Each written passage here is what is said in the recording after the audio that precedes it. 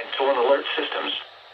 During dangerous weather events, NOAA weather radio receivers can be activated by these systems. A message with information about a watch or warning would follow. Tests of these systems are normally conducted by the National Weather Service between 11 a.m. and noon each Wednesday. If there is a threat of severe weather, the test may be postponed until the next good weather day. Repeating, this was a test of the specific area message encoding and tone alert systems.